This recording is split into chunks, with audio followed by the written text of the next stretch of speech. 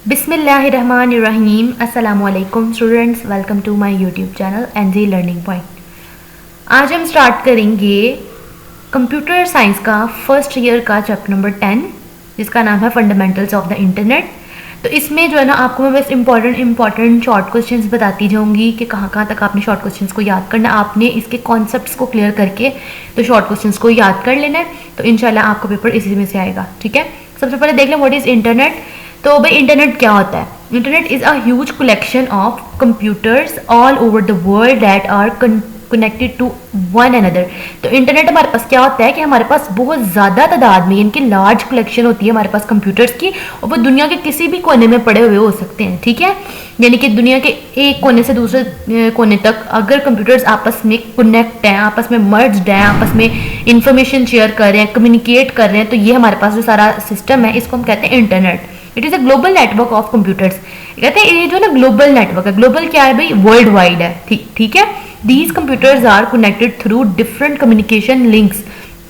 Telecommunication links के जरिए भाई ये कनेक्ट, अगर कंप्यूटर्स हैं तो ये कनेक्ट भी तो होने चाहिए ना आपस में कनेक्ट होंगी तो आपस में इंफॉर्मेशन शेयर कर सकेंगे ना। तो इनको कनेक्ट किस तरह से किया जा सकता है? फोन लाइंस के जरिए, फाइबर ऑप्टिक लाइंस के जरिए, या सैटेलाइट एंड वायरलेस कनेक्शन के जरिए। ठीक है, तो ये 3 रिसोर्सेज हैं जिसके थ्रू आप आपस में कंप्यूटर्स को कनेक्ट करते हो। ठीक है, तो आपने ये रिसोर्सेज इनके याद कर लेने हैं, कंप्यूटर कैसे कनेक्ट होता है, और ऊपर से इंटरनेट की डेफिनेशन कर लेनी है। ठीक है, इसके बाद यहाँ पे आ रही है एक होस्ट की डेफिनेशन। तो कहते हैं internet is use to find information stored on the computer called host. तो भाई कहते हैं कि आपके पास जो है ना एक ऐसा कंप्यूटर होता है जिसके पास ना इंफॉर्मेशन है। ठीक है, और जिस भी क्लाइंट कंप्यूटर को इंफॉर्मेशन चाहिए तो वो रिक्वेस्ट करेगा इस कंप्यूटर को कि भाई हमें फला इंफॉर्मेशन चाहिए, और ये इंफॉर्मेशन को प्रोवाइड कर देगा। ठीक है, तो ये हमारे पास होते हैं होस्ट कंप्यूटर्स। ठीक है, जो इंफॉर्मेशन अपने जो कंप्यूटर इनको रिक्वेस्ट करते हैं उनको इंफॉर्मेशन प्रोवाइड करते हैं, ये होस्ट कंप्यूटर्स होते हैं। ठीक है,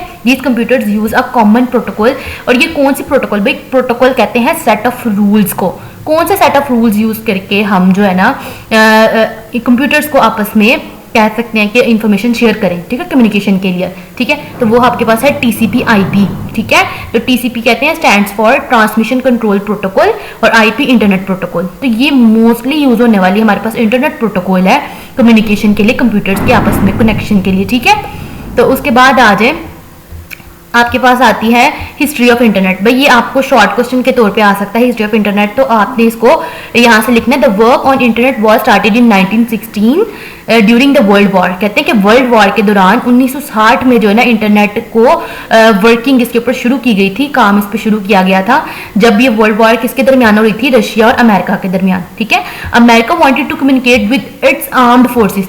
अमेरिका चाहता था कि वो अपनी आर्मी की फोर्सेस है उनके साथ कम्युनिकेट हो, बातचीत करे। ठीक है, तो इसलिए उन्होंने क्या किया कि शुरू में 4 कंप्यूटर्स का एक नेटवर्क डेवलप किया। ठीक है, फिर क्या हुआ? The project was hand over to डरपा।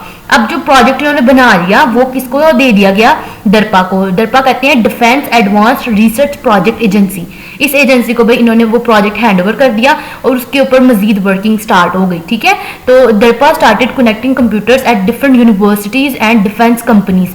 इन्होंने क्या किया? इस नेटवर्क को, जो प्रोजेक्ट था उसको इनहेंस कर दिया, वो यूनिवर्सिटीज को पहुंचा दिया, वो डिफेंस कंपनीज को प्रोवाइड कर दिया।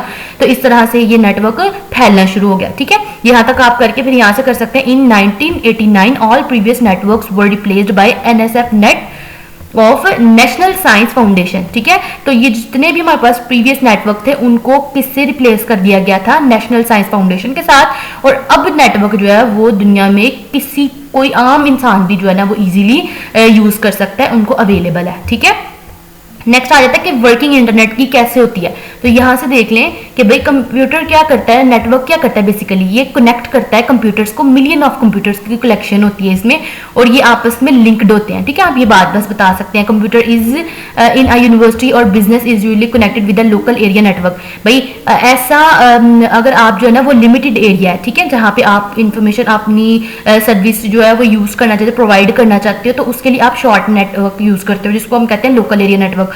आपने प्रीवियसली पढ़ा भी होगा, लोकल एरिया नेटवर्क होता है कि आप एक ही बिल्डिंग में कंप्यूटर्स को आपस में कनेक्ट कर रहे हो या फिर किसी एक ही खास जो है ना एरिया में कंप्यूटर की सर्विस प्रोवाइड कर रहे हो, तो ये आपके पास लोकल एरिया नेटवर्क है। तो ये क्या कहते हैं कि कनेक्ट होता है लोकल एरिया नेटवर्क से यूजिंग नेटवर्क इंटरफेस कार्ड के जरिए, ठीक है। उसके बाद जो है ना आपके पास आ जाती है यहाँ पे T1 लाइन। तो भाई ये आपके पास है हाई स्पीड टेलीफोन लाइन, और इसकी स्पीड क्या है कि ये हैंडल कर सकती है डाटा को अप्रोक्सीमेटली 1.5 मिलियन बिट्स, ठीक है। एक सेकंड में ये 1.5 मिलियन बिट्स का डाटा आपस में हैंडल कर सकती है, कम्युनिकेट कर सकते हैं, कंट्रोल कर सकते हैं, ठीक है। Normal phone lines with modern, अब जो नॉर्मल फोन लाइंस होती है उस पर तो सिर्फ एक सेकंड में पर सेकंड जो है ना 30,000 to 50,000 बिट्स जो है ना उनको हैंडल किया जा सकता है। तो ये आपके पास इंपॉर्टेंट है, एमसीक्यूज है। उसके बाद आ जाती हैं आपकी एड्रेसिंग स्कीम कौन कौन सी है भाई। कहते हैं internet addresses are use to access different computers on the internet. कहते हैं कि एड्रेसेस हम क्यों यूज करते हैं भाई, आप अगर दो लोगों ने आपस में रब्ता करना है थ्रू किसी इलेक्ट्रॉनिक डिवाइस, तो आपके पास एक खास नंबर होना चाहिए, आपके पास उस डिवाइस का नंबर होना चाहिए ताकि आप आपस में रब्ता कर सकें, ठीक है। जैसे आपने अगर किसी से कॉन्टैक्ट करना है तो उसका कॉन्टैक्ट नंबर होना चाहिए, वो एक खास किस्म का एड्रेस होता है जिसके थ्रू आप कनेक्ट होते हो, ठीक है। तो इनको हम कहते हैं addressing schemes. Each computer on the internet has a unique address. Her computer का एक खास किस्म का यूनिक एड्रेस होता है जो सिर्फ उसी का ही होता है, ठीक है। This address is used to establish a connection with the computer. तो इसी के जरिए हम आपस में कनेक्शन जो है ना वो एस्टैब्लिश करते हैं। तो कहते हैं two types of addressing schemas होते हैं, स्कीम्स होती हैं, सॉरी। एक होती है आईपी एड्रेसिंग और एक होती है डीएनएस एड्रेसिंग। आईपी एड्रेसिंग में क्या होता है, IP addressing is a unique number that refers to a computer connected to the internet. तो कहते हैं आईपी एड्रेस हमारे पास एक यूनिक किस्म का नंबर होता है जो कि हम कंप्यूटर को दे देते हैं, ठीक है, अपनी आइडेंटिफिकेशन के लिए कि भाई ये आपका एड्रेस है और किसी दूसरे कंप्यूटर ने आपसे कनेक्ट होना है तो वो ये वाला एड्रेस यूज करे तो आपके कंप्यूटर से वो कनेक्ट हो जाएगा, ठीक है। IP stands for internet protocol. भाई प्रोटोकॉल मैंने बताया आपको, सेट ऑफ रूल्स होते हैं। The address is 32 bit number, ठीक है। तो इसमें आईपी एड्रेसिंग में जो एड्रेस होता है वो कितना होता है, 32 बिट का, ठीक है। भाई एक बिट में एक ही जो है ना डाटा आपका स्टोर हो सकता है, तो जो नंबर ऑफ बिट्स होती हैं उसके ऊपर डिपेंड करता है कितना डाटा सेंड एंड रिसीव किया जा सकता है। It consist of 4 numbers separated by period. Each number is between 0 to 255। भाई ये आपने रेंज याद कर लेनी है अच्छे से, ठीक है। उसके बाद आ जाती हैं आपके पास एग्जाम्पल भी इन्होंने दे दिया, आप इसको जो है ना देख लीजिएगा। उसके बाद है DNS addressing. DNS addressing is difficult to remember for the user, ठीक है। कहते हैं कि ये जो है ना यूजर को याद रखनी थोड़ी सी मुश्किल होती है। क्यों?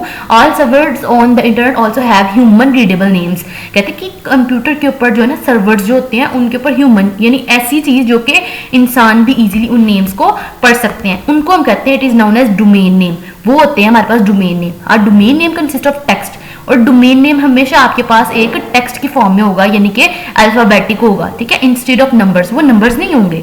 It is easier to remember a domain name than IP address.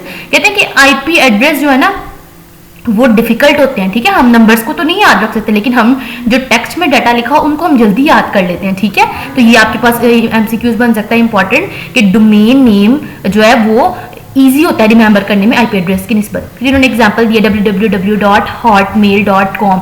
तो देखें ये जो आपके पास .com है ना, ये कॉम आपके पास क्या है, ये आपके पास है डोमेन, ठीक है। लेवल ऑफ डोमेन्स में आ रही है, देखिए कॉम, edu, gov, ये सारे किसके लिए यूज होती हैं। टाइप क्या है इसकी, कॉम कहते हैं कमर्शियल ऑर्गेनाइजेशन। आपने ये याद करने हैं, एमसीक्यूज के तौर पे आ सकते हैं। Educational institution edu, gov, government departments, ठीक है। और इसके स्टार्ट में ये जो हॉटमेल है ये हमारे पास है होस्ट का नेम। तो ये हमारे पास 2 पार्ट्स है, होस्ट नेम और डोमेन। तो ये आपने जो है ना इसको याद कर लेना, देख लेना, ठीक है। नेक्स्ट आपके पास आता है internet corporation for assign names and numbers.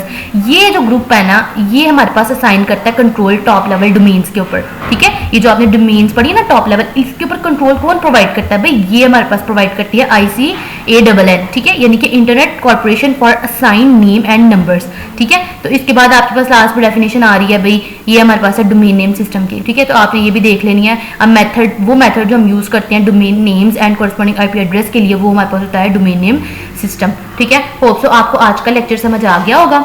Next lecture जो है ना इंशाल्लाह उसमें हम बाकी का आपका चैप्टर कवर करेंगे। तो हमारे चैनल को लाइक करें, सब्सक्राइब करें, अपने फ्रेंड्स के साथ शेयर करें। मिलते हैं अपनी अगली वीडियो में, तब तक के लिए अल्लाह हाफिज़।